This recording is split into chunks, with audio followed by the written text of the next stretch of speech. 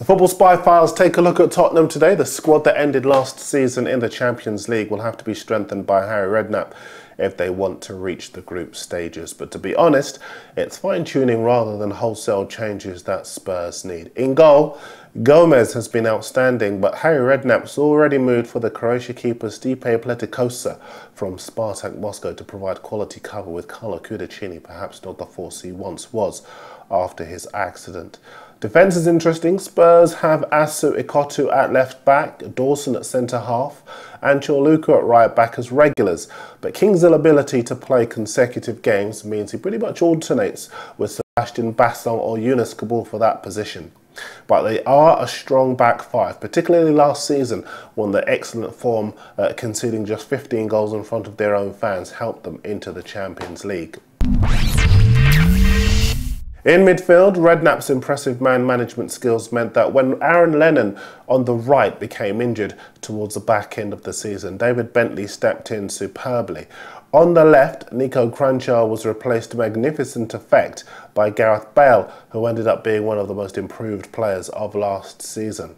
In the centre, Redknapp is also strong, with Wilson Palacios and Tom Huddlestone providing the steal, although my spies tell me that Palacios hasn't quite improved over the summer in the way that Redknapp wanted him to. It's probably the reason why it looks as though the international midfielder Sandro has got a good old shout of starting ahead of him. The Spurs boss has also been in for Scotty Parker at West Ham and will probably go in for him again before the window closes. Alternatives include the Lyon midfielder Jean McCoon, who's tough as old boots. Luka Modric will be the link man between midfield and attack, but the fact that Redknapp tried so hard to get Joe Cole indicates that he wants another playmaker in case Modric gets injured. Giovanni Dos Santos has potential, but the word is that he likes to play hard as well as work hard, and he may well go out on loan again or even leave the club permanently.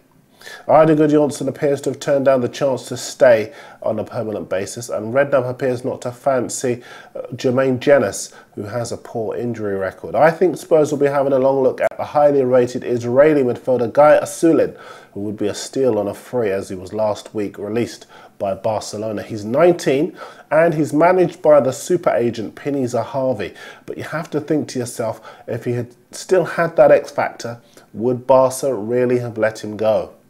A more realistic option could be the Everton midfielder Steven Pienaar, who's got just a year left on his contract. He can play in the middle and on the left side of midfield, and he'd be a decent recruit to White Hart Lane. The Valencia's left-sided player Vicente would provide experience, as he's played over 200 times for Valencia. He's 29, but they wouldn't want too much for him, as his injury record hasn't been the best. He has exceptional technique, however, with blinding pace and a superb eye for goal, just like Alexander Hleb, who's 29 and available on loan from Barcelona.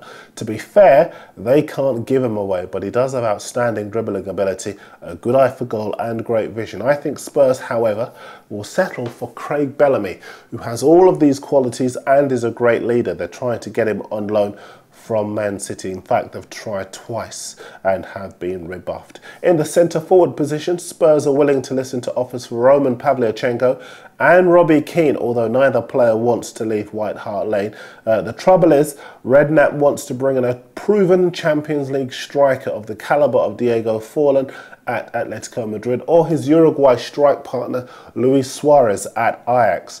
One of those two would be his centre-forward for the Champions League, with Crouch or Jermaine Defoe the men that he would rely on for the Premier League. All in all, this is my Spurs team for the new season. The back five would be pretty much the same as last season. I'd have Sandro and Parker in ahead of Huddlestone or Palacios, who've got it all to prove this coming season.